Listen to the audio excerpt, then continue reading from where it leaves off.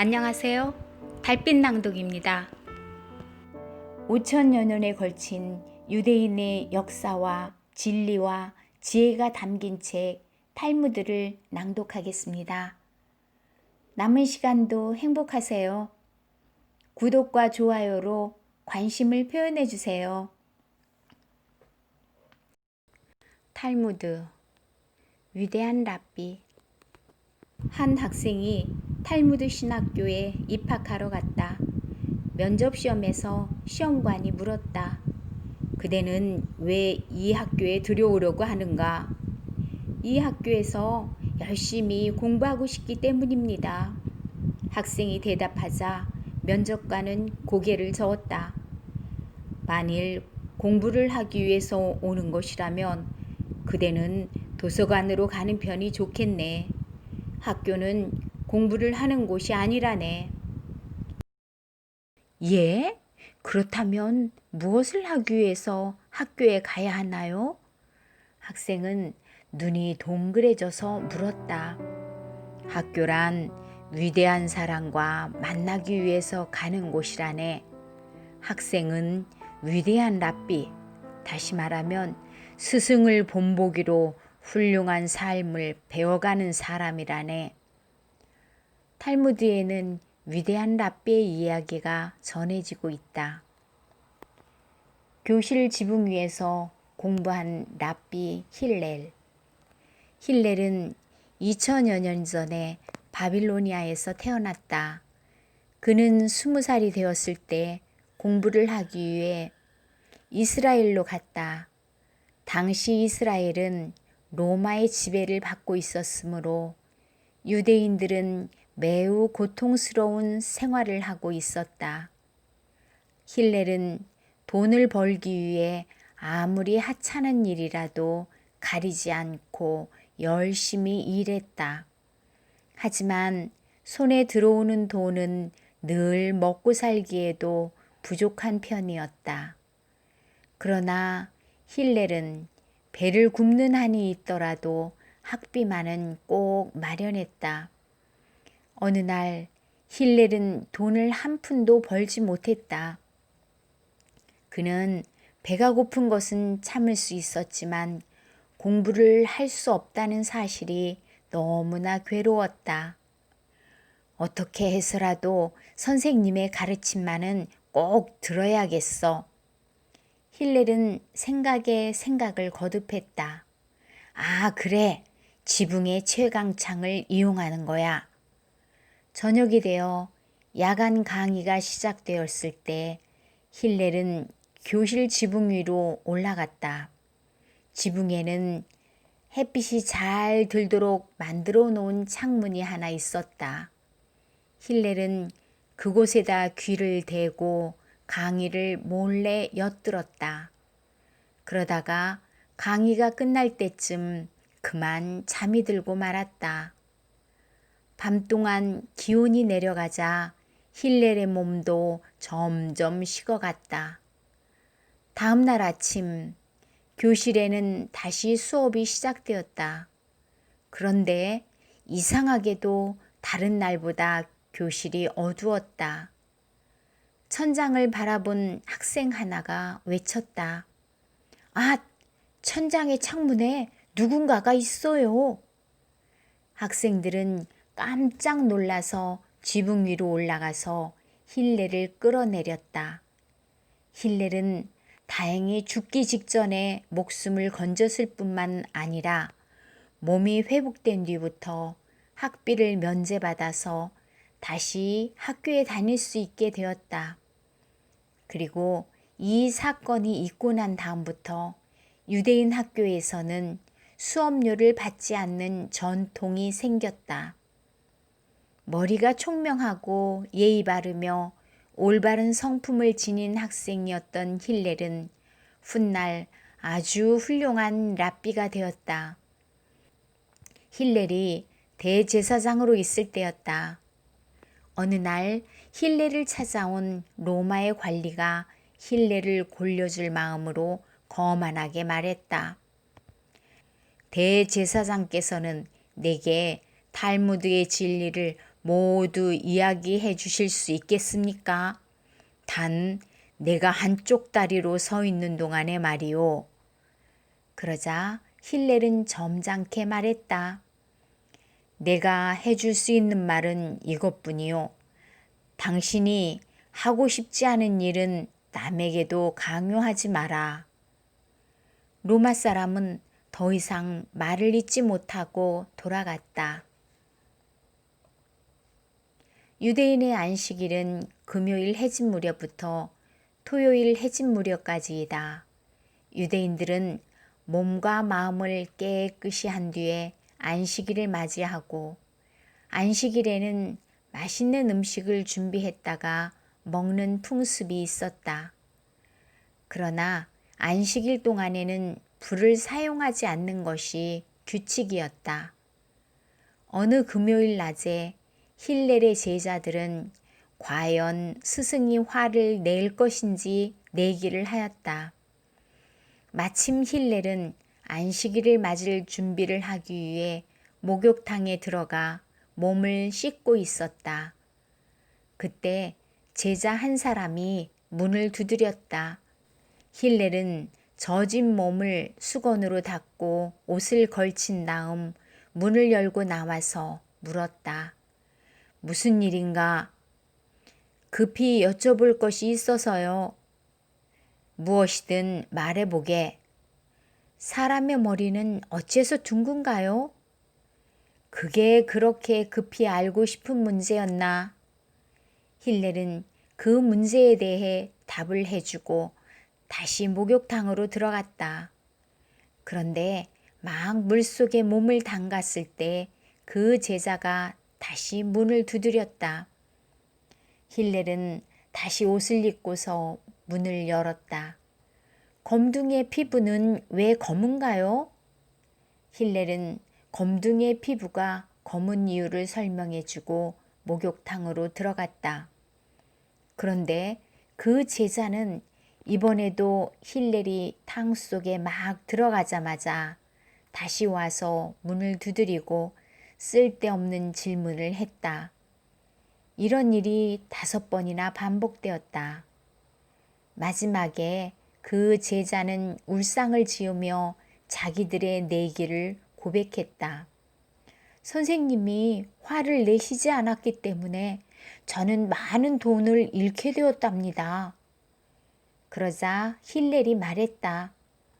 내가 참을성을 잃는 것보다는 그대가 돈을 잃는 편이 낫다고 생각하네.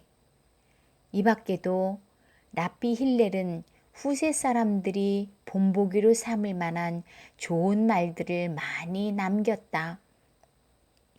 지식을 쌓으려고 노력하지 않는 것은 있는 지식조차도 줄이는 결과가 된다. 상대의 입장이 되어보지 않고는 상대방을 함부로 판단하지 마라.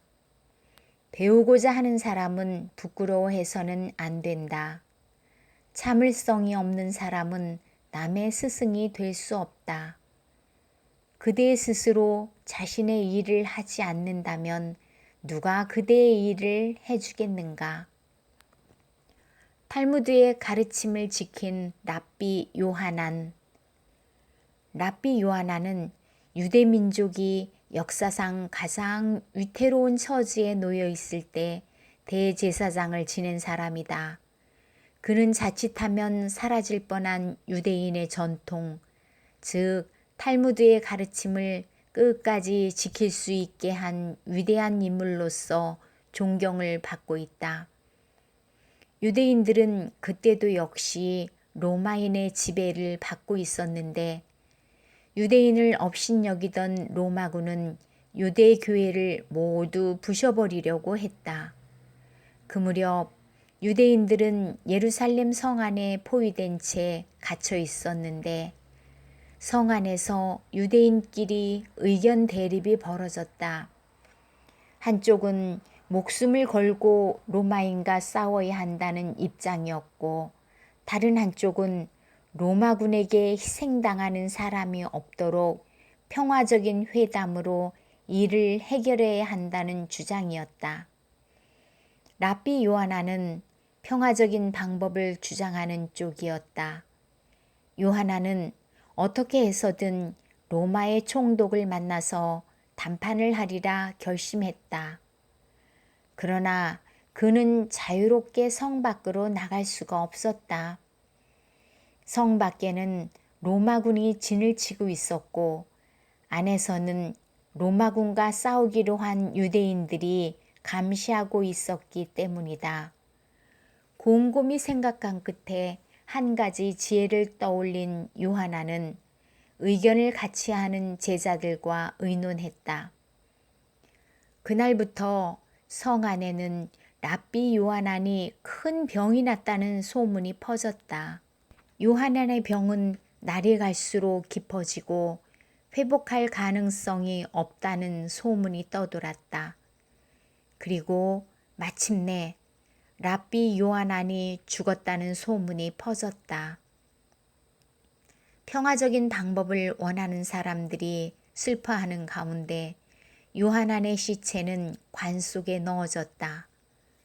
당시에 예루살렘 성 안에는 묘지가 없었으므로 모든 시체는 성 밖으로 내가도록 되어 있었는데 요하난은 바로 이 점을 이용한 것이었다. 제자들이 스승의 관을 성 밖으로 옮기려 하자 로마군과 싸우기로 한 유대인 감시병들이 모여들었다. 그들은 요하난의 죽음이 의심스럽다는 듯이 말했다. 우리는 요하난이 정말 세상을 떠났는지 확인하고 싶소. 그러니 관을 칼로 찌른 후에 내보내야겠소. 그러자 요하난의 제자들이 눈물을 흘리며 그 사람들을 타일렀다. 이분은 우리의 대제사장이었소. 돌아가신 분의 몸에 또다시 상처를 내어 그분을 욕되게 할 생각은 하지 마시오. 감시병들은 그 말에 마음을 돌렸다. 요하난의 관이 성문을 빠져나오자 이번에는 로마 군인들이 모여들었다. 로마 군인들 역시 관을 순순히 내보내려 하지 않았다. 어떤 음모가 있을지 모르니 관을 칼로 찔러서 그의 죽음을 확인해야겠다. 그러자 요하난의 제자들이 강하게 항의했다. 절대로 그렇게 할 수는 없소. 이분은 우리의 대제사장이시오. 만일 로마 황제께서 돌아가셨다면 당신들은 그 시체에 칼을 대게 하겠소? 우리는 무장하지 않은 사람들이요. 부디 죽은 사람을 욕되게 하지 말고 정성껏 장례를 치를 수 있도록 도와주시오. 이렇게 해서 랍비 요하나는 로마군 진영을 무사히 빠져나올 수 있었다. 총독을 찾아간 요하나는 정중하게 인사하며 말했다. 총독 각하, 각하에게 로마의 황제에게 바치는 것과 똑같은 경의를 표합니다. 그러자 총독이 말했다. 그대는 지금 로마 황제를 모욕하였도다. 내 그 죄를 용서치 않으리라. 그러자 요하나는 자신 있게 나서서 말했다.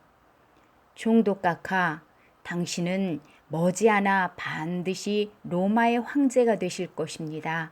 제 말을 믿어주십시오. 그 말을 들은 총독은 그다지 싫지 않은 듯 부드러운 얼굴로 말했다. 좋소. 그런데 그대는 무슨 이유로 나를 만나기를 원했소? 요하나는 정중한 태도로 부탁했다. 각하, 저희 부탁은 단 한 가지입니다. 예루살렘의 모든 것을 다 파괴하더라도 야푼의 거린만은 그대로 지켜주시기 바랍니다. 야푼에는 인구도 얼마 되지 않은 보잘것없는 거리였으나 그곳에는 유대인 신학교가 있고 많은 학자들이 살고 있었다. 요하나는 학교만 남아있다면 그들의 신앙과 전통은 사라지지 않을 것이라고 확신했던 것이다. 좋소. 그 정도라면 들어줄 수 있어. 그런 일이 있은 후 얼마 지나지 않아 그 총독은 요하난의 예언대로 로마 황제가 되었다. 새 황제는 총독에게 예루살렘의 야푼의 거리만은 절대로 파괴하지 말라고 명령했다. 그 뒤에 예루살렘은 로마군에게 짓밟혔고 수많은 유대인이 희생되었으나 유대인의 학교만은 무사했다. 그리하여 학교에 남아있던 랍비들은 유대인의 신앙과 전통을 끝까지 지킬 수 있었다. 훗날 전쟁이 끝났을 때 그 학교의 랍비들은 다시 학생들을 가르쳤다. 로마인들이 그토록 뿌리 뽑으려 했던 유대인의 신앙과 전통은 이렇게 해서 다시 이어지게 되었다. 허락받지 않은 갈비뼈. 구약 성서에는 하느님이 인류 최초의 남자인 아담의 갈비뼈 하나를 뽑아서 인류 최초의 여자를 만드셨다고 기록되어 있다. 어느 날 로마 황제가 어느 랍비의 집을 방문해 이렇게 말했다. 하느님은 도둑이요. 아담이 잠을 자고 있을 때 허락도 받지 않고 갈비뼈를 훔쳐갔으니 말이오. 그때 곁에 있던 랍비의 딸이 갑자기 끼어들더니 이렇게 말했다. 폐하, 좀 어려운 문제가 생겨서 그리하오니 폐하의 부하 2사람만 빌려주십시오. 좋소. 그런데 무슨 문제인지 말해주겠소? 어젯밤 저희 집에 도둑이 들어서 금고를 훔쳐갔습니다. 그런데 그 도둑이 금그릇을 놓고 갔답니다. 왜 그랬는지 알아보아야겠습니다. 황제는 껄껄 웃으면서 말했다. 오, 그거 참 부러운 일이로군. 그런 도둑이라면 내게도 좀 들려달라고 부탁을 하고 싶구려. 그러자 랍비의 딸이 또박또박 말했다. 물론 그러시겠지요. 그건 하느님께서 아담의 갈비뼈 1개를 훔쳐가시고 그 대신 이 세상에 여자를 남겨주신 것과 같은 이치가 아닐는지요. 굴뚝 청소. 어떤 랍비가 제자들에게 물었다. 2 아이가 굴뚝 청소를 했는데 한 아이는 얼굴에 새까만 검둥을 묻히고 나오고 다른 아이는 얼굴에 그름 하나 없이 깨끗한 채로 나왔네. 2 아이 중에 누가 얼굴을 씻겠는가? 물론 얼굴이 더러워진 아이겠지요. 제자들의 대답에 랍비는 고개를 저었다. 탈무드를 공부한 학생이라면 그렇게 생각해서는 안 되네. 더러운 얼굴로 나온 아이는 깨끗한 아이를 보고 자기 얼굴도 깨끗할 것이라고 생각하여 씻지 않겠지만 깨끗한 얼굴로 나온 아이는 상대의 더러운 얼굴을 보고 자기 얼굴도 더럽다고 생각해서 얼굴을 씻을 것일세. 과연 그렇군요. 랍비가 다시 물었다. 다시 한번 아까와 같은 질문을 하겠네. 자네들은 어떻게 대답하겠는가? 그러자 제자들이 웃으면서 대답했다. 물론 깨끗한 아이가 얼굴을 씻을 것입니다. 그러자 랍비가 고개를 저으며 말했다. 탈무드를 공부한 학생이라면 그렇게 생각해서는 안 되네. 만일 2 아이가 함께 굴뚝을 청소했다면 한 아이는 얼굴이 깨끗하고 다른 아이는 까맣게 되는 일은 있을 수 없네. 맨손으로 마을을 지키는 사람. 훌륭한 랍비가 먼 고장에 시찰관 2사람을 파견했다. 그 고장에 도착한 시찰관들이 말했다. 우리는 이 마을을 지키는 사람들을 만나서 이야기를 나누고 싶습니다. 그러자 그 고장의 안전을 책임지고 있는 장군이 시찰관을 맞이했다. 우리가 만나고 싶은 사람은 군대의 장군이 아닙니다. 이번에는 경찰서 서장이 나와서 맞이하자 두 시찰관이 머리를 흔들며 말했다. 우리가 만나고 싶은 사람은 학교의 선생님들입니다. 군인이나 경찰관은 총이나 무기를 사용할 때를 기다리는 사람들일 뿐이지요.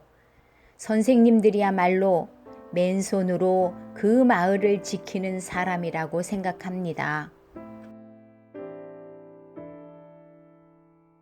어울려 사는 일이 중요하다. 어느 나라의 큰 도시에 유대인이 살고 있었다. 그는 착실하게 돈을 모아서 생활도 넉넉했고 언제나 예의 바르고 누구에게나 친절하여 이웃의 칭찬을 한 몸에 받았다.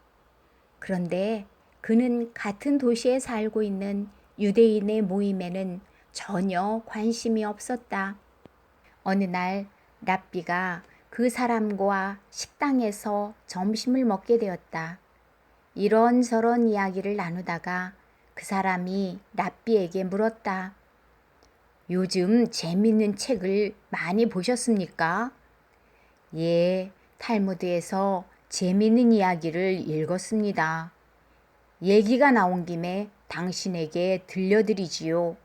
랍비는 다음과 같은 이야기를 들려주었다. 옛날 어느 마을에 훌륭한 랍비가 살고 있었다. 그는 예의 바르고 친절하며 정직했으므로 사람들의 존경을 한 몸에 받았다. 뿐만 아니라 신앙심도 깊어서 하느님을 진심으로 섬겼고 하느님이 옳다고 하신 일만을 하려고 애썼다. 그는 모든 일에 모범적이었으므로 많은 제자들이 그를 따르며 그의 행동을 본받으려고 했다. 그 랍비는 한평생 그렇게 나무랄 데 없는 생활을 했다. 어느덧 많은 세월이 흘러서 그 랍비가 80살이 되자 랍비는 병에 걸려 자리에 누웠다. 어느 날 랍비는 제자들을 머리맡에 불러놓고 말없이 눈물을 흘렸다. 제자들은 서로 영문을 몰라서 당황했다. 선생님, 왜 우십니까? 몸이 많이 편찮으십니까? 그러나 랍비는 계속해서 눈물만 흘릴 뿐이었다. 제자들은 랍비를 위로하기 시작했다. 선생님은 한평생 바른 자세로 좋은 일만 하시며 사셨습니다. 그리고 언제나 열심히 탈무드를 공부하셨고 저희들에게 지혜를 가르쳐 주셨습니다. 게다가 선생님은 누구보다도 신앙심이 깊으셨고 참으로 저희들이 본받아야 할 깨끗한 생활을 하셨습니다. 하느님께서는 틀림없이 선생님을 반갑게 맞아주실 것입니다. 제자들이 위로하자 랍비가 말했다. 내가 울고 있는 것은 바로 그런 이유 때문이라네. 나는 하느님 앞에 갔을 때 한평생 탈무드를 열심히 공부했고 제자들을 열심히 가르쳤고 불쌍한 사람을 도왔다고 자신 있게 말씀드릴 수 있다네. 뿐만 아니라 쾌락에 물들지 않고 바른 길을 가기 위해 노력하고 기도했다고 자신 있게 말씀드릴 수 있네. 그러나 하나님께서 너는 평범하게 사는 사람들과 어울려서 살아본 적이 있느냐?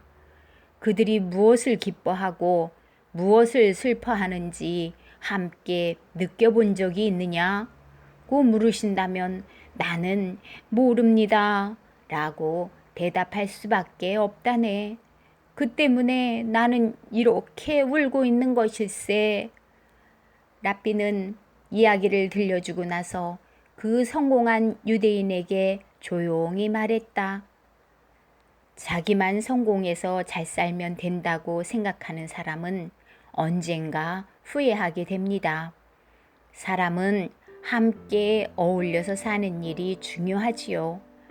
앞으로 유대인의 모임에 참석하셨으면 합니다. 사회 질서가 먼저다. 어떤 사람이 땅을 팔려고 내놓았다. 그런데 마침 두 사람의 랍비가 똑같이 그 땅을 사겠다고 나섰다. 랍비 한 사람이 땅 주인과 흥정을 하기 시작했다. 땅 주인은 조금이라도 돈을 더 받으려 하고 랍비는 조금이라도 더 싸게 사려고 애를 썼다.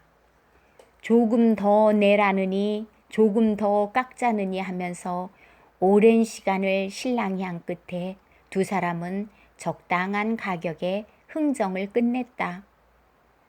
그러면 값이 결정되었으니 집에서 돈을 가지고 오겠소. 잠시 기다려 주시오.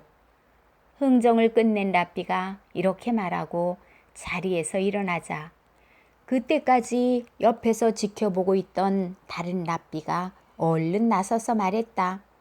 자, 여기 돈이 있소. 같은 값이라면 이미 돈을 가져온 나에게 파시오. 땅 주인은 누구에게 팔든 같은 값을 받기만 하면 된다고 생각하여 두 번째 랍비에게 땅을 팔고 말았다. 그러자 땅을 흥정한 랍비는 몹시 기분이 상해서 땅을 가로챈 랍비에게 물었다. 여보시오, 한 가지 물어봅시다. 뭡니까? 땅을 가로챈 랍비가 퉁명스럽게 대꾸했다. 어떤 아이가 과자를 사려고 가게에 갔습니다. 그 아이는 과자의 품질을 잘 살펴서 좋은 것을 골라 놓았습니다. 그런데 곁에 있던 다른 아이가 얼른 그 과자를 집어들고는 가게 주인에게 값을 치렀습니다. 이 문제에 대해 어떻게 생각하십니까? 그야 말할 것도 없이 과자를 가로챈 아이가 잘못한 것이지요. 이야기를 들은 랍비가 말했다. 그러자 땅을 흥정한 랍비는 타이르듯이 말했다. 지금 당신이 한 짓도 그와 똑같은 일입니다. 내가 먼저 흥정하여 땅값을 결정해 놓았는데 당신은 옆에서 가만히 구경만 하다가 먼저 돈을 치르고 그 땅을 가로챘으니 말이오. 누가 더 현명할까? 어떤 유대인이 유대교회에서 기도를 하고 있었다.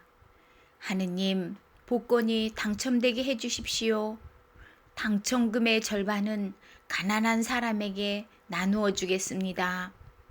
그러나 기도한 보람도 없이 복권은 당첨되지 않았다.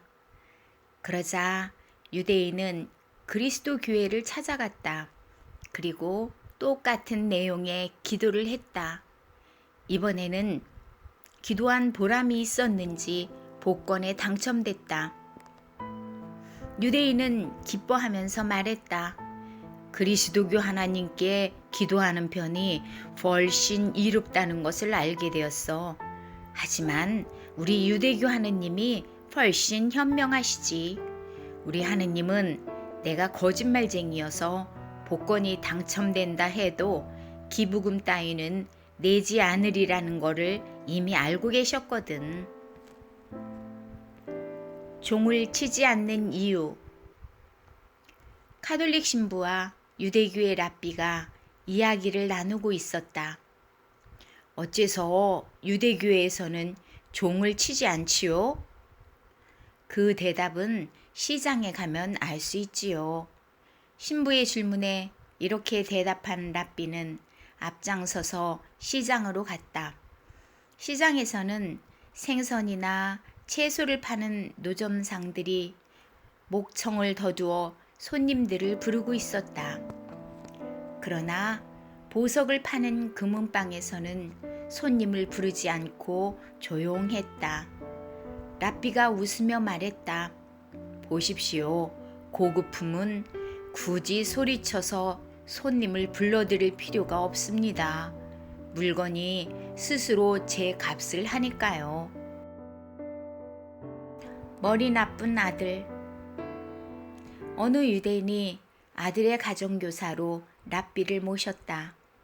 어느 날 아버지가 아들의 공부방을 엿보았더니 랍비는 아들에게 어버이의 장례식에 쓰는 기도문을 외우게 하고 있는 게 아닌가. 깜짝 놀란 유대인이 따지듯이 물었다. 여보시오, 나는 아직 죽을 때가 멀었는데 왜 벌써부터 장례식 기도문을 가르치는 거요? 그러자 랍비가 말했다. 그건 걱정하지 마십시오. 대개 아드님께서 이 기도문을 다 외우게 될 때면 당신은 이미 100살이 넘었을 테니까요. 새 학생의 변명. 안식일 아침에 유대인 신학생 3명이 랍비가 들여다보는 줄도 모르고 담배를 피우고 있었다. 랍비가 곧 학생들을 꾸중하자 그들은 각각 잘못을 빌었다. 첫 번째 학생이 말했다. 선생님, 잘못했습니다. 오늘이 안식일이라는 것을 깜빡 잊고 있었습니다. 두 번째 학생이 말했다.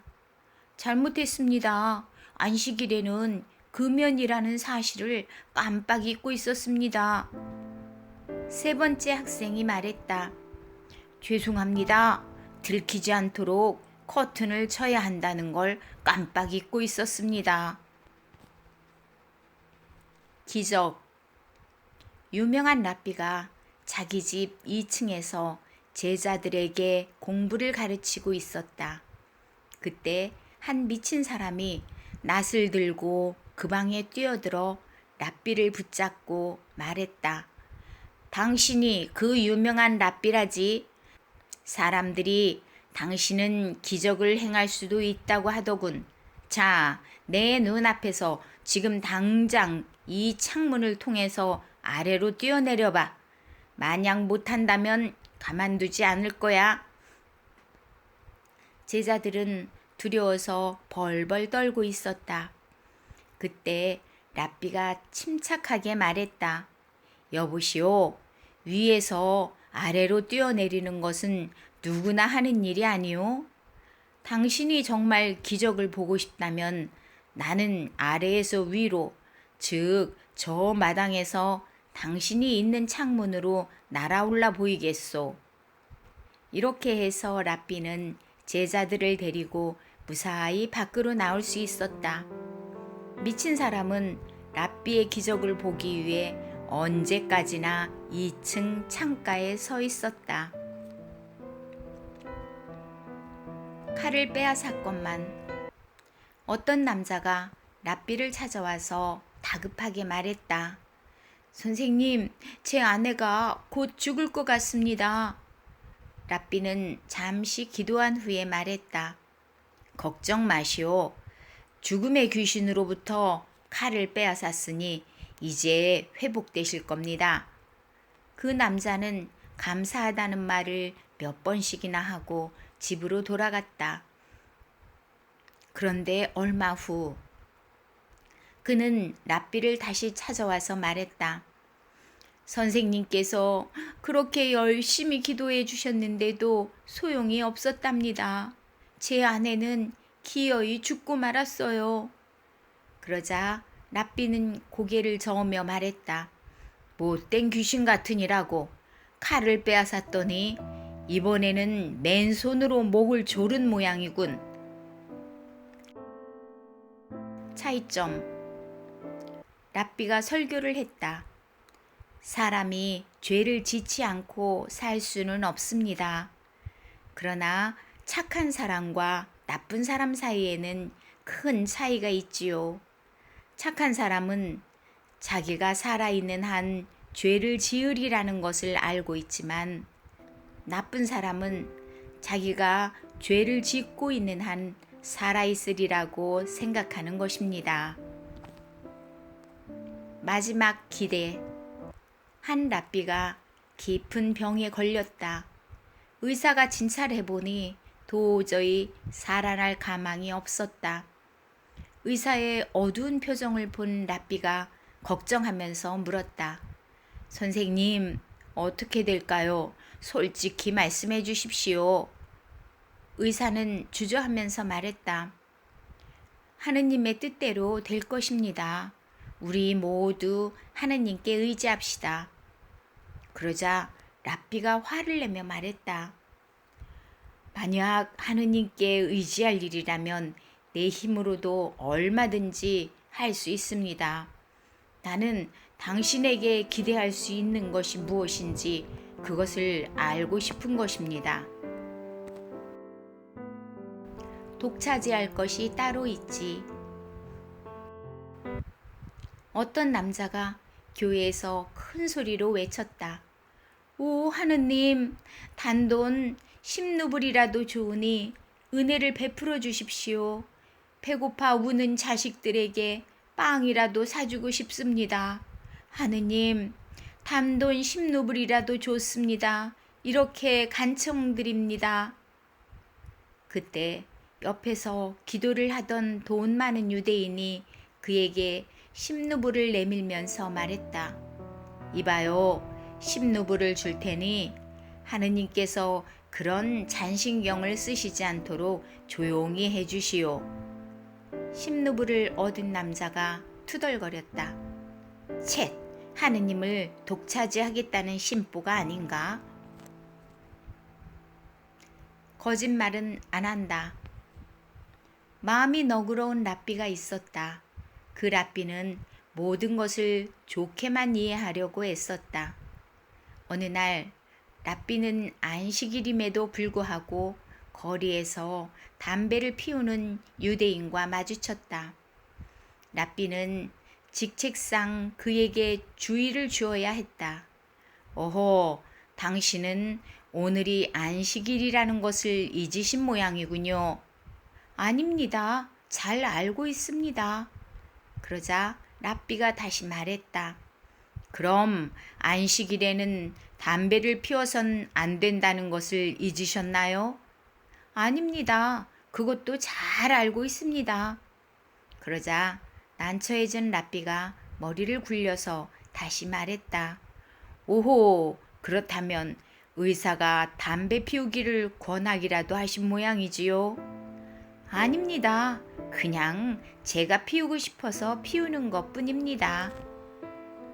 이 뻔뻔스러운 유대인의 대답을 들은 랍비는 감격한 얼굴로 말했다. 오 하느님, 이스라엘 백성들은 이처럼 정직합니다.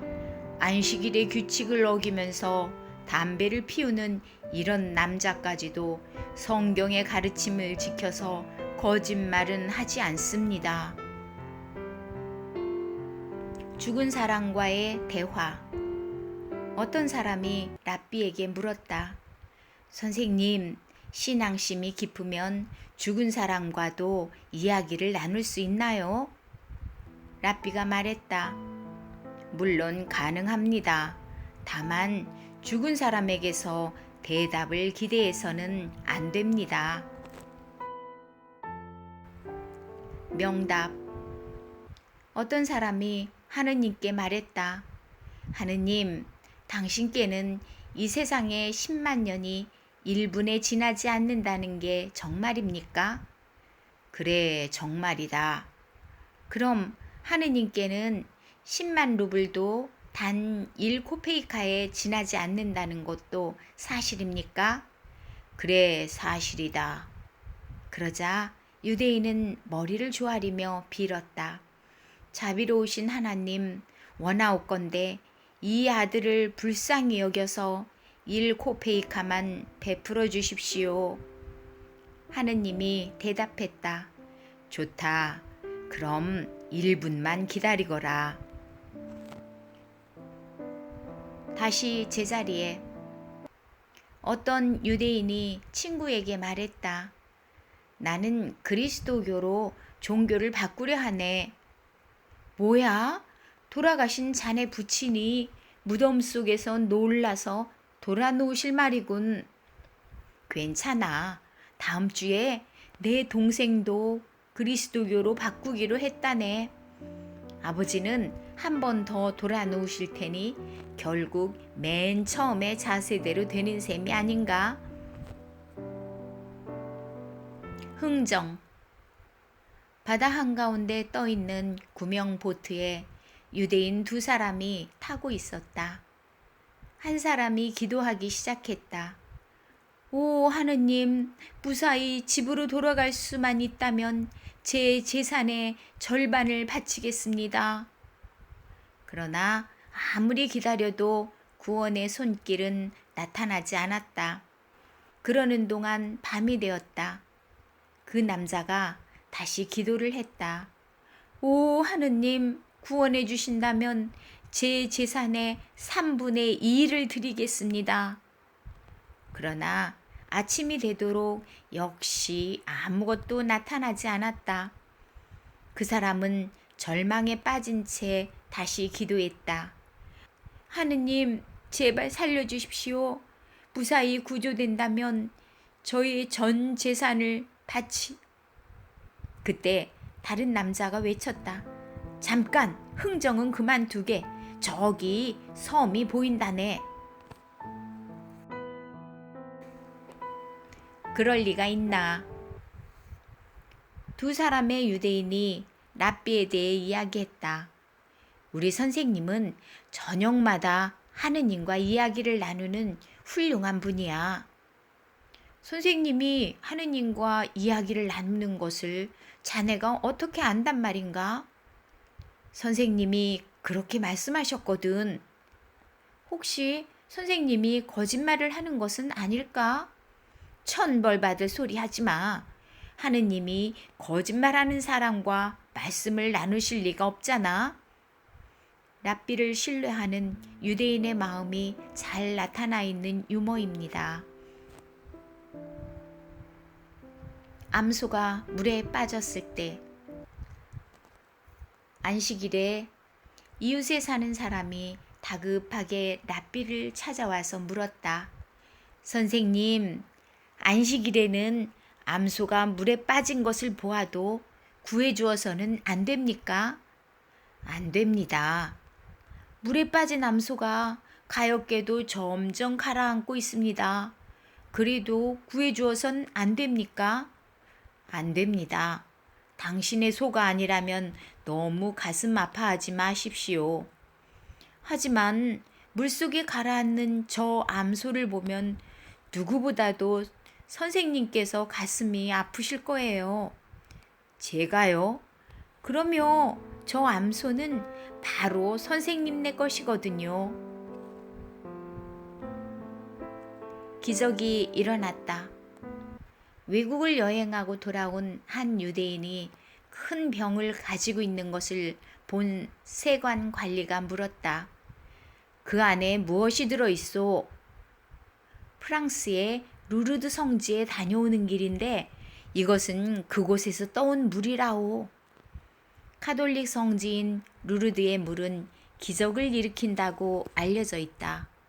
세관 관리는 아무래도 의심스러워서 병마개를 열어보았다. 그런데 그 속에는 물 대신 술이 들어 있었다. 그러자 유대인이 깜짝 놀란 듯이 외쳤다. 오, 기적이 또 일어났나 보. 나무꾼의 젖가슴. 랍비가 어린이들에게 이야기를 해주고 있었다. 어느 날 가난한 나무꾼이 산속에 버려진 갓난아기를 발견했는데 그 나무꾼에게는 아내가 없었기 때문에 아이를 키울 수가 없어서 고민하게 되었지요. 나무꾼은 하나님께 아기를 키울 수 있게 해달라고 기도를 했어요. 그랬더니 놀라운 기적이 일어났답니다. 나무꾼의 가슴에 젖이 생긴 거예요. 그래서 아기는 그 젖을 먹고 무럭무럭 자랄 수 있었답니다. 이야기를 듣고 있던 한 아이가 고개를 갸웃거리며 말았다. 선생님, 남자에게 여자처럼 젖이 생기는 건 아무래도 이상해요.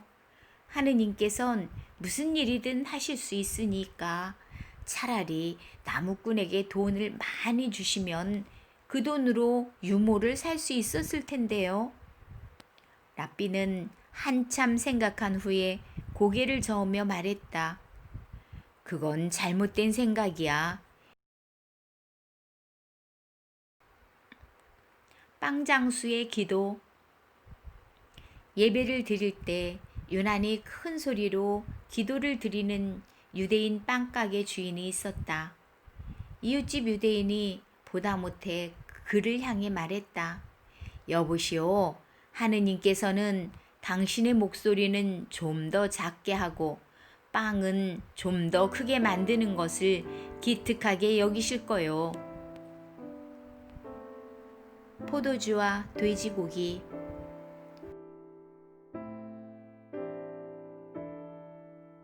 돼지고기를 먹지 말라는 모세의 계율 때문에 유대인들은 돼지고기를 먹지 않는다. 또 붉은 포도주는 마시도록 되어 있었으나 유대인들 앞에서는 마시지 않는다. 오늘날에도 신앙이 깊은 유대인들은 집안 식구들 앞에서만 붉은 포도주를 마신다고 한다. 그런데 어떤 유대인과 독일군 장교가 함께 기차 여행을 하고 있었다. 햄이 든 샌드위치를 맛있게 먹고 있던 장교가 유대인에게 권했다. 좀 나눠드릴까요? 아닙니다. 유대인은 정중히 사양했다. 이번에는 붉은 포도주를 꺼내 마시던 장교가 유대인에게 포도주를 권했다. 유대인은 역시 사양했다. 당신은 배도 고프지 않고 목도 마르지 않은가요? 그게 아니라 유대인은 계율이 워낙 엄해서요. 그 계율은 절대로 범해선 안 됩니까? 생명의 위협을 느끼는 경우라면 어겨도 괜찮습니다. 그러자 장교가 갑자기 권총을 빼들고는 위협하며 말했다. 자, 마시지 않으면 쏘겠소. 유대인이 포도주를 마시고 나자 장교가 웃으면서 말했다. 하하하, 장난이 너무 지나쳤다면 용서해 주시오. 그러자 유대인이 말했다. 천만의 말씀입니다. 아까 당신이 샌드위치를 먹을 때도 위협당하고 싶었습니다. 가짜 설교사. 유명한 설교사가 안식일에 어느 마을에 도착했다. 그런데 그 마을에는 어떤 가짜 설교사가 자신의 이름을 팔아 이미 설교를 하고 있었다.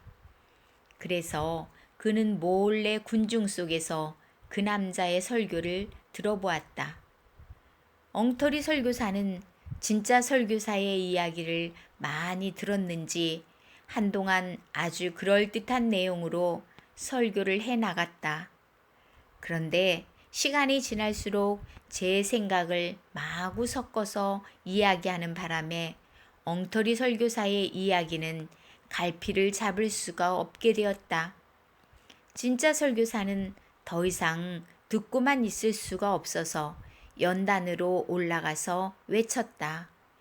여러분, 이 남자는 제 이름을 팔고 있는 가짜 설교사입니다. 그러자 군중 속에 누군가가 물었다. 그렇다면 당신은 왜 여태까지 그 남자의 이야기를 듣고만 있었습니까? 그러자 그 설교사는 이런 이야기를 했다. 어떤 가난한 남자가 부잣집 결혼식에 초대를 받았습니다. 그는 너무 배가 고파서 나오는 음식을 닥치는 대로 먹었습니다. 그 결과 속이 불편해졌습니다. 주인은 친절하게 화장실까지 안내해 주었습니다. 그 남자는 거기서 조금 전에 먹었던 음식을 차례차례 토해냈습니다. 그 남자가 마지막으로 흙빵과 물을 토해내자 주인은 갑자기 쌀쌀한 태도로 변해 그 남자를 두고 가버렸습니다. 마지막에 토해낸 것은 자기 집 음식이 아니므로 책임질 수 없다는 것이 주인의 생각이었습니다. 여러분, 저도 같은 경우라고 생각됩니다. 이 남자가 제 이야기를 그대로 흉내내고 있는 한 저는 불만을 갖지 않았습니다. 그러나 이 남자가 나의 이름을 빌려서 자기의 생각을 떠들어대자 참을 수가 없었습니다. 그래서 이 남자가 가짜임을 밝히는 것입니다. 더 좋은 지혜. 양계장을 하는 사람이 랍비를 찾아와서 말했다. 선생님, 우리 집 닭들이 전염병에 걸렸습니다. 이틀 동안에 20마리나 죽었습니다. 이럴 때는 어떻게 하면 좋은지 지혜를 좀 주십시오. 랍비는 생각에 잠겼다가 말했다. 먼저 닭장을 깨끗이 청소하는 게 중요합니다. 그리고 보금자리도 새 것으로 갈아주시지요. 그런데 이틀 후에 그 사람이 다시 와서 말했다. 선생님께서 시키신 대로 했습니다만 또 10마리가 죽었습니다. 어쩌면 좋을까요? 랍비는 좀 더 생각한 후에 말했다. 물통을 소독하고 모이를 소독해서 먹이세요.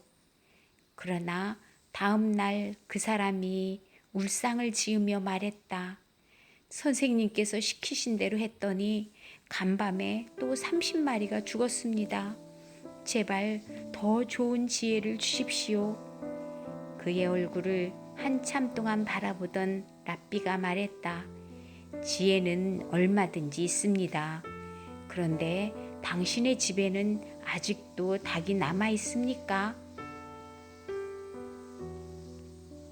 아기들만 태어난 도시. 러시아 장군이 이스라엘의 한 도시를 방문했다. 장군은 자기를 환영하기 위해 모인 그 도시의 유지들 앞에서 인사말을 했다. 이 훌륭한 도시를 방문하게 된 것을 기쁘게 생각합니다. 이 도시에서도 분명히 현인이 태어났으리라 믿습니다. 그러자 랍비가 대답했다. 글쎄요, 제가 알고 있는 한 이 도시에서는 아이들만 태어났는데요. 선과 악. 온 세상을 뒤덮는 홍수가 일어났을 때이다. 온갖 동물들이 짝을 지어 노아의 방주로 몰려왔다. 그때 선도 헐레벌떡 달려왔다. 그러나 노아는 선에게 이렇게 말했다. 이 방주에는 짝이 있는 것만을 태우기로 했기 때문에 나는 너를 태울 수가 없구나. 선은 하는 수 없이 되돌아가서 자기의 짝이 될 상대를 찾아 헤매고 다녔다. 얼마 후 선은 악을 데리고 와서 노아의 방주에 탈 수 있었다. 그 이후로 선이 있는 곳에는 언제나 악도 함께 있게 되었다. 살아있는 바다. 이스라엘의 요르단강 부근에는 큰 호수가 2개 있다. 하나는 사해라 부르는 죽은 바다이며 또 다른 하나는 살아있는 바다이다. 한 학생이 랍비에게 물었다. 선생님, 옆에 바다는 살아있는데 사해는 왜 죽은 바다가 되었을까요? 살아있는 바다는 다른 곳에서 물이 들어오기도 하고 또 다른 곳으로 빠져나가기도 하지만 사해는 다른 곳에 물이 들어오기만 하고 빠져나가지는 못하기 때문이다. 이렇게 대답한 랍비는 다음과 같이 덧붙여 말했다. 남에게 베풀지 않는 사람은 죽은 바다와 같다.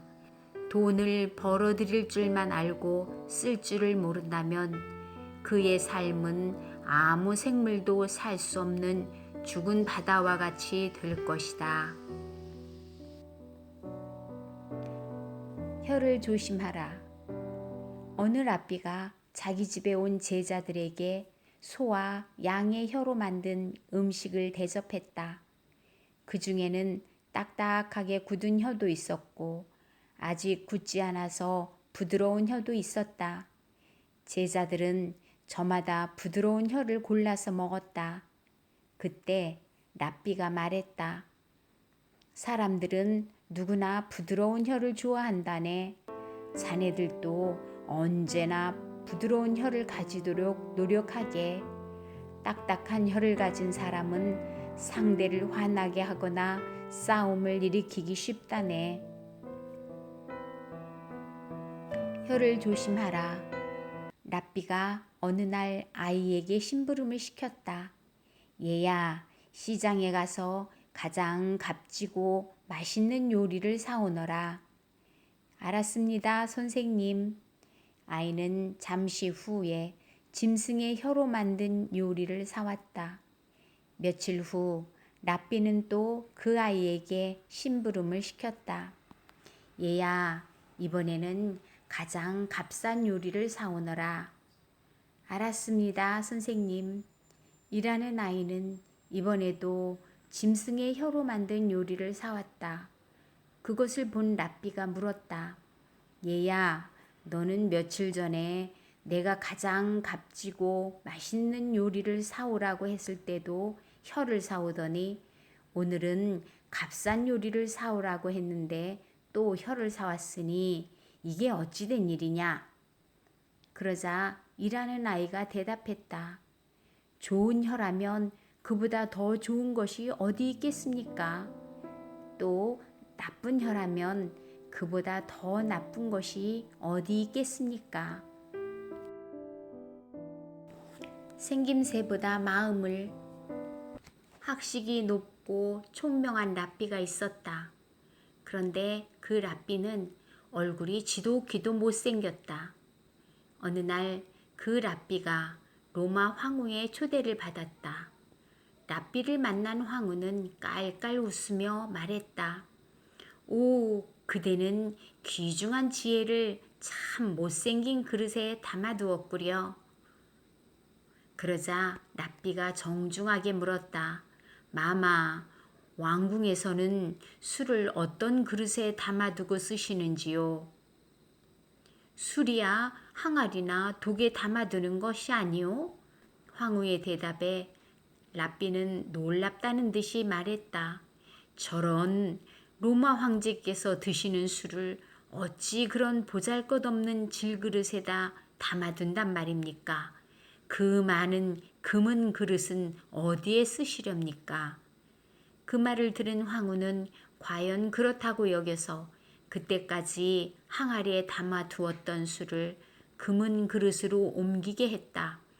그러나 금과 은 그릇에 옮겨 담은 술은 얼마 지나지 않아서 모두 맛이 변해버리고 말았다. 어느 날 황제가 그것을 알고 화를 내며 물었다. 도대체 누가 이런 금은 그릇에다가 술을 담아두었단 말이냐? 황제께서 드시는 술이니 그렇게 하는 것이 어울릴 듯하여 제가 그렇게 하라고 시켰습니다. 황후가 몹시 당황한 얼굴로 대답하자 황제는 혀를 끌끌 차면서 말했다. 쯔쯔, 금그릇과 은그릇이 술맛을 변하게 한다는 사실을 몰랐단 말이오. 망신을 당한 황후는 그 랍비를 불러서 따져 물었다.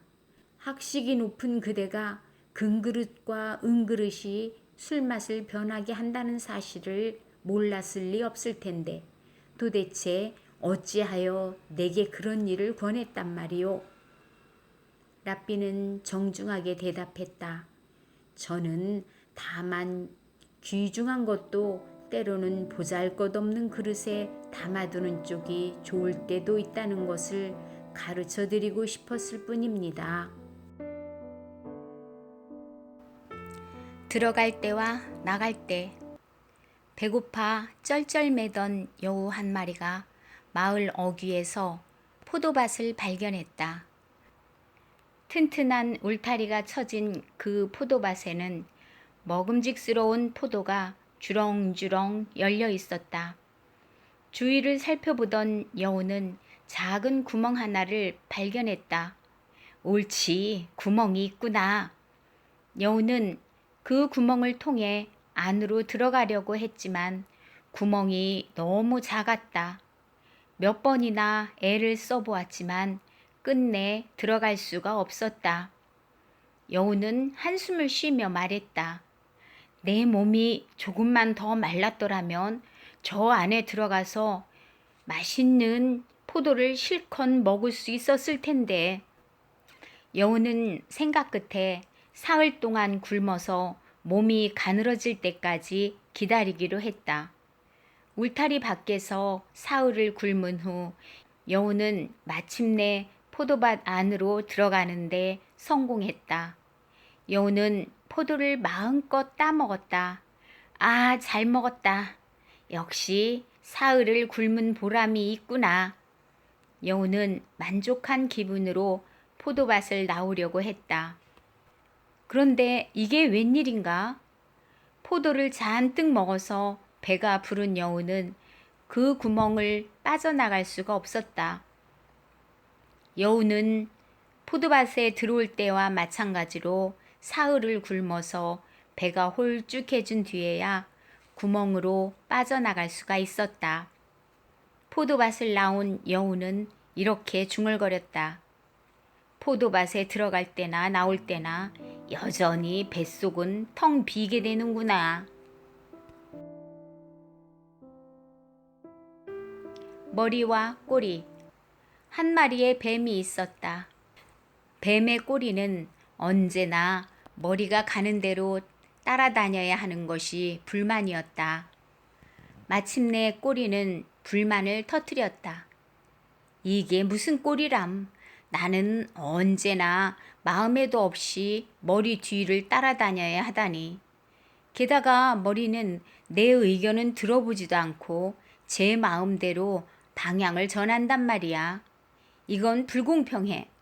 나도 엄연히 뱀의 한 부분인데 어째서 노예처럼 늘 머리를 따라다녀야 한단 말이야. 그러자 뱀의 머리가 조용히 타일렀다. 그런 불평은 어리석은 거야. 너에게는 앞을 볼 수 있는 눈도 없고 위험한 소리를 알아차릴 수 있는 귀도 없어. 따라서 너는 어느 곳으로 가야 안전한지도 모르지 않니? 게다가 나는 나만을 위해서 무엇을 결정하지는 않아. 언제나 너와 나 모두가 안전한 곳으로 인도하고 있단 말이야. 그러자 꼬리는 벌컥 화를 내며 말했다. 그런 입에 발린 말로 얼버무리려고 한다면 그야말로 어리석은 짓이야. 나는 이제 결코 내가 가는 곳으로 그대로 따라다니지는 않을 거야. 그 말을 들은 머리는 어쩔 수 없다는 듯이 말했다. 좋아. 그렇다면 내가 원하는 대로 해보렴. 나는 내 뒤를 따라갈 테니까. 꼬리는 기뻐하면서 앞장서서 움직이기 시작했다. 잠시 후 꼬리는 좁은 도랑에 빠지고 말았다. 꼬리가 빠지자 머리도 따라서 빠졌다. 머리는 갖은 고생 끝에 꼬리를 이끌고 겨우 그곳에서 빠져나올 수 있었다.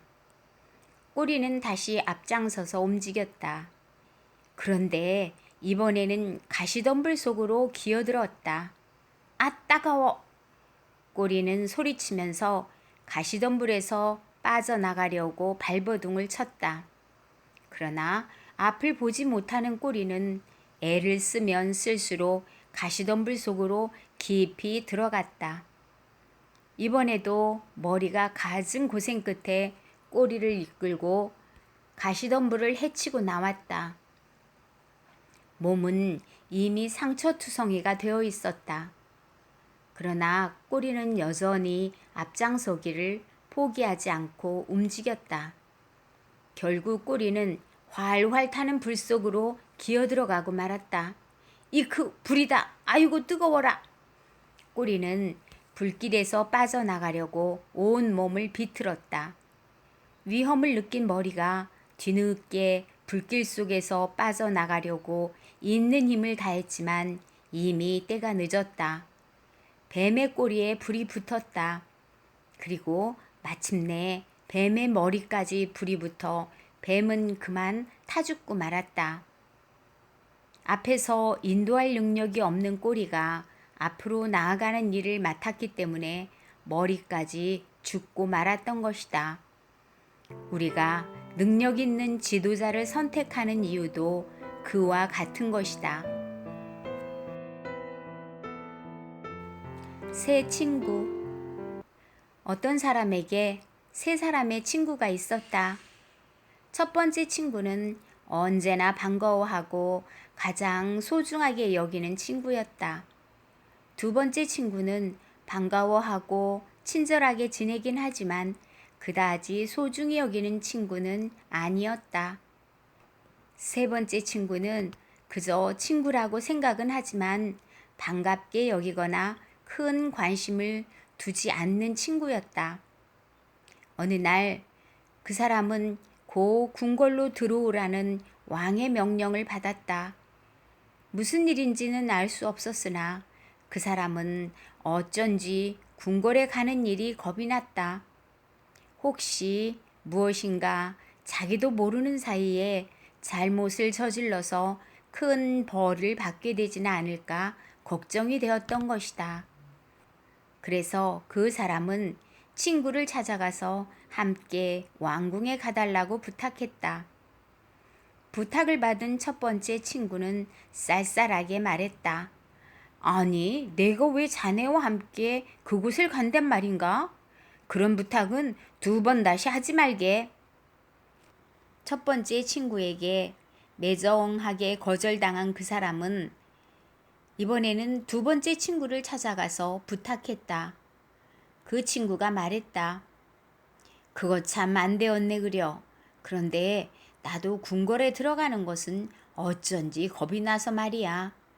내가 궁궐 문 앞까지는 같이 가줄 테니 안에 들어가는 건 자네 혼자 하게. 그 사람은 세 번째 친구를 찾아갔다. 이야기를 들은 친구는 그 사람의 손을 굳게 잡으며 말했다. 함께 가주고 말고 자네는 아무 짓도 나쁜 짓을 하지 않았으니 두려워할 것 없네. 내 기꺼이 왕에게 그것을 증언해 주겠네. 이 세 사람의 친구는 무엇을 의미하는 것일까? 첫 번째 친구는 재산을 의미한다. 사람들은 살아가는 동안 재산을 모으기 위해 그토록 애쓰고 재산을 소중히 여기지만 일단 죽은 다음에는 모두 남의 것이 되고 만다. 두 번째 친구는 친척을 의미한다. 친척은 살아있는 동안에 서로 돕고 친하게 지내며 그 사람이 죽은 뒤에도 무덤까지 따라가 주지만 그 사람이 땅속에 묻힌 뒤에는 오래지 않아 그 사람을 잊고 자기의 삶을 살아간다. 세 번째 친구는 착한 일을 의미한다. 평소에는 그다지 눈에 띄지 않고 관심을 갖지 않지만 그 사람이 죽으면 살아있을 때 그 사람이 했던 착한 일은 오래오래 기억되며 그 사람의 이름을 빛나게 하는 소중한 것이다.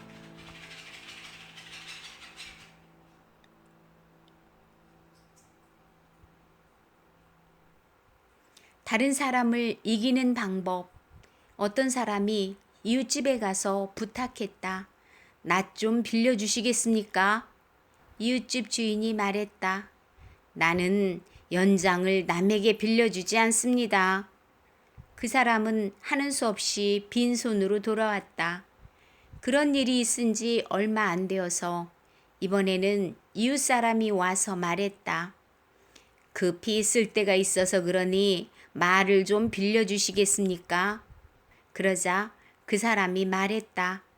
며칠 전에 내가 낫을 빌리러 갔을 때 무엇라고 하셨는지 기억하십니까? 나도 그날부터 연장을 남에게 빌려주지 않기로 했습니다. 이것은 단순한 복수일 뿐이다. 어떤 사람이 이웃집에 가서 부탁했다. 낫 좀 빌려주시겠습니까? 이웃집 주인이 말했다. 나는 연장을 남에게 빌려주지 않습니다. 그 사람은 하는 수 없이 빈손으로 돌아왔다. 그런 일이 있은 지 얼마 안 되어서 이번에는 이웃 사람이 와서 말했다. 급히 쓸 데가 있어서 그러니 말을 좀 빌려주시겠습니까? 그러자 거절당했던 사람이 말했다. 며칠 전에 내가 낫을 빌리러 갔을 때 무엇라고 했는지 기억하십니까? 그러나 나는 당신에게 말을 빌려드리겠습니다. 이것이 다른 사람을 이기는 참다운 방법이다. 어린 과일나무. 어느 나이 많은 할아버지가 뜰에다 어린 과일나무를 심고 있었다. 지나가던 사람이 그 모습을 보고 물었다. 할아버지, 지금 그 나무를 심으면 언제쯤 열매를 거둘 수 있습니까? 한 70년쯤 후에 열매를 거둘 수 있지요. 그러자 그 남자가 놀라서 물었다. 아니, 그럼 할아버지께서는 앞으로 70년 이상 더 사실 수 있다고 생각하십니까? 그 말에 노인은 이렇게 대답했다. 아니요, 내가 그렇게 오래 살 리 없다는 것은 알고 있어. 그러나 내가 이 세상에 사는 동안 이 뜰에 있는 나무에는 열매가 풍성하게 열렸지요. 그것은 내가 태어나기도 전에 나의 아버지께서 나무를 심어두셨기 때문입니다. 이제 나도 아버지와 같은 일을 하고 있는 것뿐이라오. 등불을 든 이유. 어떤 사람이 깜깜한 밤길을 걷고 있었다. 그런데 맞은편에서 한 사람이 등불을 들고 다가왔다. 가까이 왔을 때 보니 등불을 든 사람은 앞을 못 보는 사람이었다. 깜깜한 길을 가던 사람이 이상하게 여겨서 물었다. 당신은 앞을 보지 못하는데 왜 등불을 들고 다니십니까? 그러자 그 사람이 대답했다. 내가 이 등불을 가지고 다니면 다른 사람들이 내가 걷고 있다는 것을 알게 되고 따라서 서로 부딪히는 일이 없게 되니까요. 솔로몬의 지혜. 두 여인이 한 아기를 데리고 솔로몬 왕을 찾아왔다. 두 여인은 서로 그 아기가 자기 아기라고 우겼다. 그 아이는 제 아들입니다. 그런데 이 여자가 자기 아들이라고 우깁니다. 아닙니다. 이 아이는 제 아들입니다. 보십시오.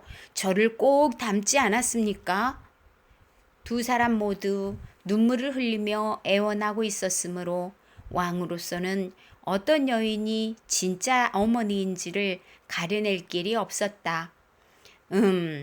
둘 중에 한 여인은 악마가 분명하구나. 이렇게 생각한 솔로몬은 한참 동안 생각에 잠겼다. 이윽고 솔로몬 왕의 머리에 좋은 생각이 떠올랐다. 나는 그대들 중 누가 진짜 어머니인지 가려낼 수가 없다. 그러나 더없이 공정한 판결을 내려주겠다. 왕은 재판정 한가운데 금을 긋게 하고 나서 이렇게 말했다. 자, 아기를 이 금 위에 뉘어라. 그리고 그대들은 양쪽에서 아기의 팔을 잡아당겨라. 그리하여 아기를 차지하는 사람이 아기의 어머니가 되는 것이다. 두 여인은 아기를 금 위에 누이고는 각각 아기의 팔을 잡았다. 솔로몬 왕의 신호가 떨어졌을 때 한 여인이 사정없이 아기의 팔을 당겼다. 그러나 다른 한 여인은 아기의 팔을 당기지 못하고 울고 있었다. 그만 멈추어라! 솔로몬 왕이 명령했다. 왕은 울고 있는 여인에게 말했다. 그대가 진짜 어머니라는 것을 알았다. 아기를 데리고 돌아가도록 하여라. 한 여인은 아기를 차지할 욕심에 사정없이 잡아당겼지만 진짜 어머니는 아기가 다칠까봐 차마 잡아당기지 못하고 울고 있었던 것이다.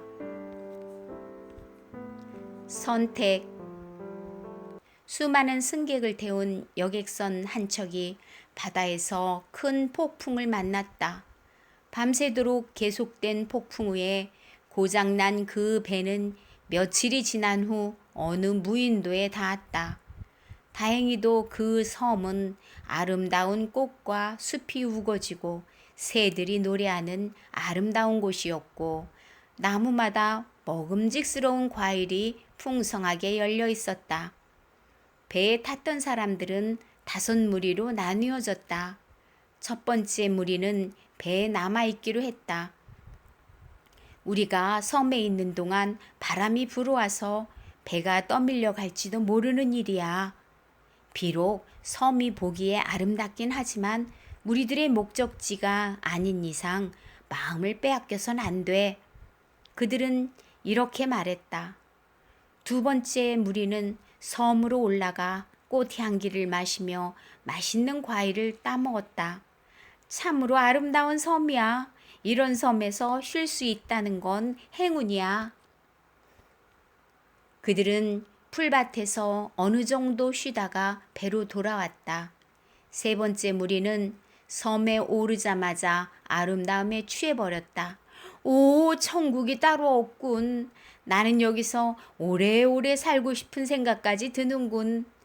그들은 꽃이며 새며 과일이 있는 이 섬에서 마음껏 즐기다가 바람이 불어와 배가 떠나기 직전에 아쉬운 마음으로 부랴부랴 돌아왔다. 네 번째 무리는 섬에서 쉴고 쉬고도 떠날 줄을 몰랐다.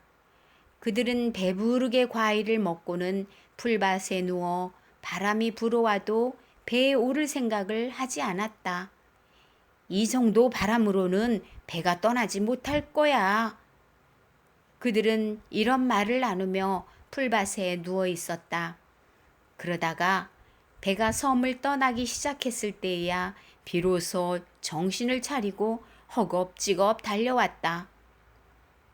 그들은 모두 바다에 뛰어들어 헤엄을 쳐서 배에 올랐는데 옷은 흠뻑 젖었고 몇 사람은 바위에 부딪혀서 상처를 입기도 했다. 다섯 번째 무리는 섬의 아름다움에 빠져서 아예 배에 오르지 않았다. 어떻게 되겠지? 그들은 무책임하게 말했다. 그들도 배를 타고 목적지에 가야 한다는 것을 알고는 있었지만 당장 편하고 배불리 먹을 수 있는 섬에 대한 매력을 떨칠 수 없었던 것이다. 그러다가 그들은 결국 그 섬에 있던 맹수에게 물려 죽고 말았다. 이 이야기는 여러 가지 뜻을 담고 있다. 먼저 이야기 속에 나오는 배는 우리의 인생을, 배가 도착했던 섬은 쾌락을 의미한다. 첫 번째 무리는 조금도 쾌락에 빠지지 않고 자기 길을 가는 사람들이다. 두 번째 무리는 쾌락을 조금 즐기기는 하지만 자기 인생의 목표를 잊지 않고 살아가는 사람들이다. 세 번째 무리는 쾌락에 빠져서 얼마간 어려움을 겪는 사람들이다. 네 번째 무리는 쾌락에서 벗어나는 시간이 너무 늦어서 상처를 입은 사람들이다. 그 상처는 그들의 인생에 큰 영향을 끼치게 된다. 다섯 번째 무리는 완전히 쾌락에 빠져서 자기 인생을 망가뜨리고 마는 사람들이다. 우리는 이 다섯 무리 중에 어디에 끼어야 할까? 도끼와 나무. 이 세상에 쇠가 발견되었을 때 온 세상의 나무들은 절망에 빠졌다. 아, 이제 우리들은 끝장이다.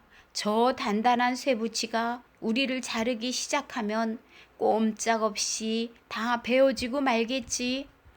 나무들은 이렇게 탄식하고 있을 때 하느님이 나무들에게 말했다. 근심하지 마라. 너희들이 자루를 내주지 않는 한 쇠는 너희들에게 상처를 입히지 못할 것이다. 구멍난 보트. 호숫가에 사는 한 농부가 있었다. 날씨가 쌀쌀해지는군. 더 이상 보트 놀이를 할 수 없겠어. 농부는 여름 내 사용하던 보트를 호수에서 끌어올렸다. 그런데 그만 잘못하여 보트 밑창에 조그만 구멍을 내고 말았다.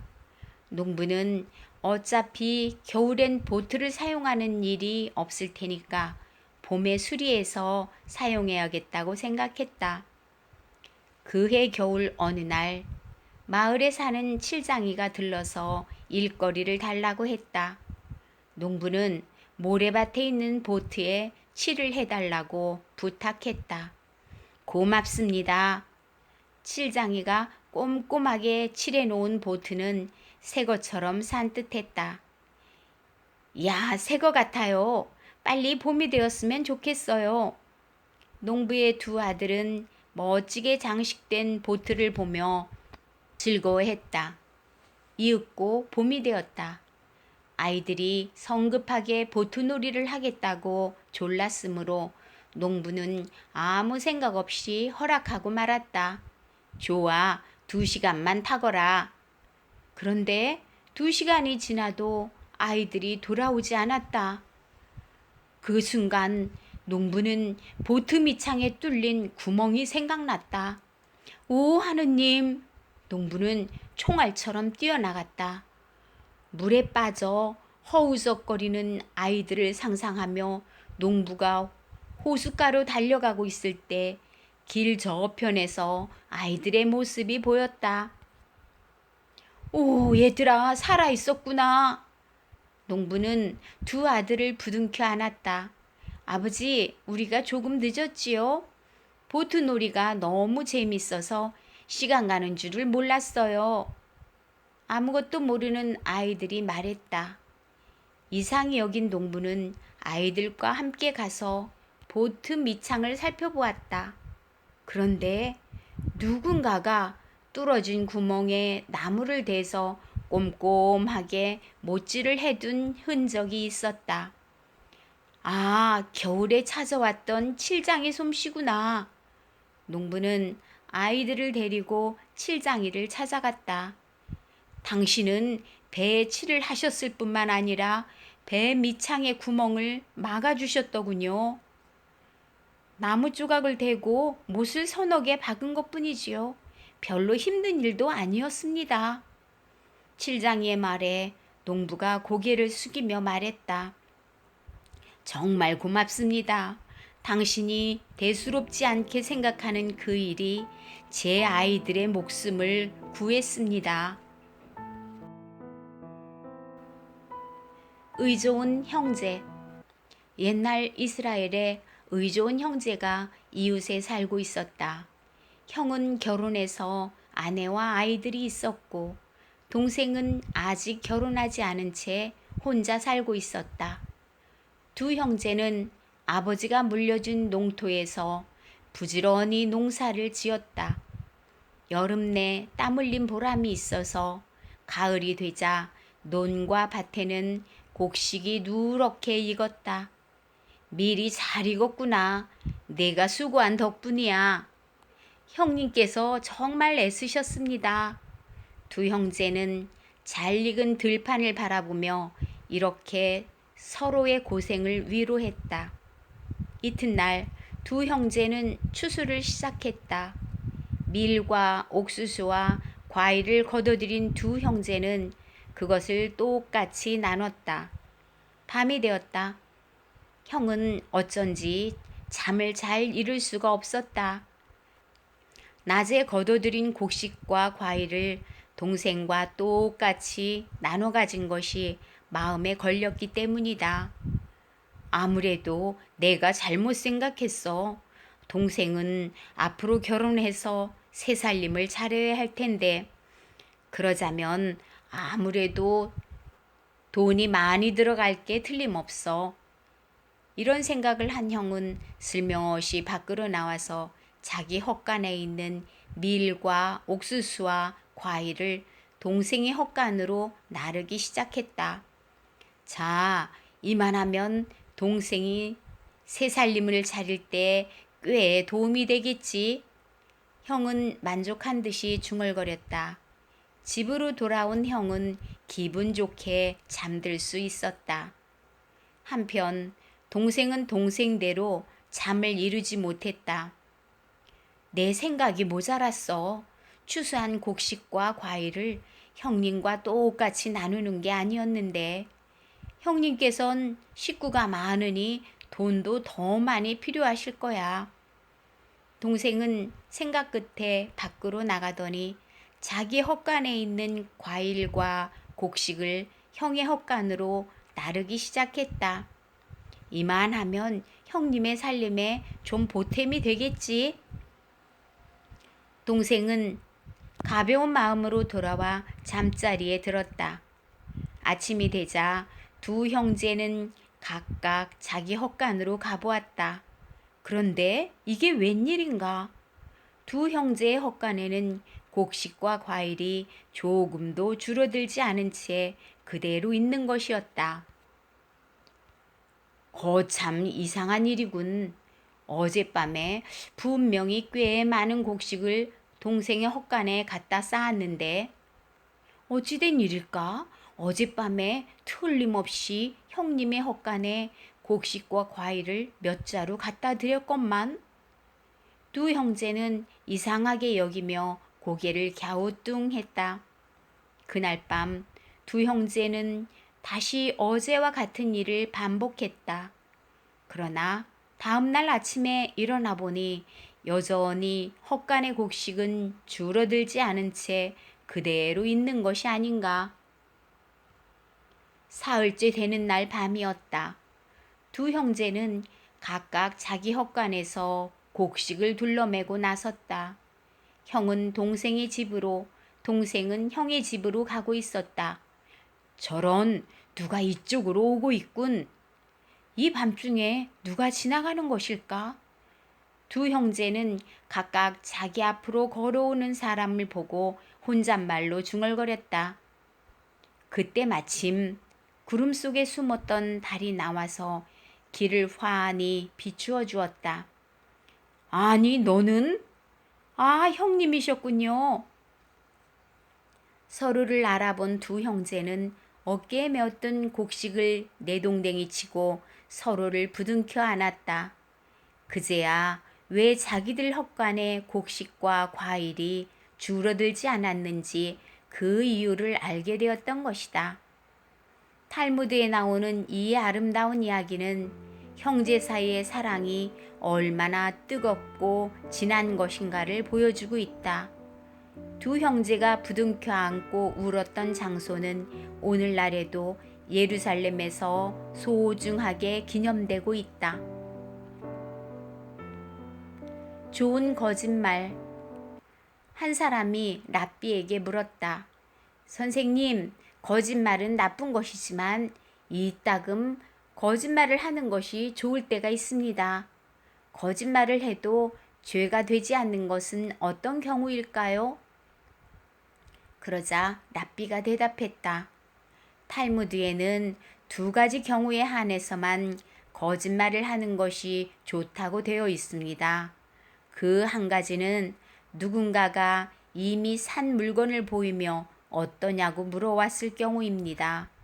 그때는 비록 그 물건이 나쁜 것이라 해도 썩 좋은 물건이라고 거짓말을 하십시오. 다른 한 가지는 친구가 결혼했을 때입니다.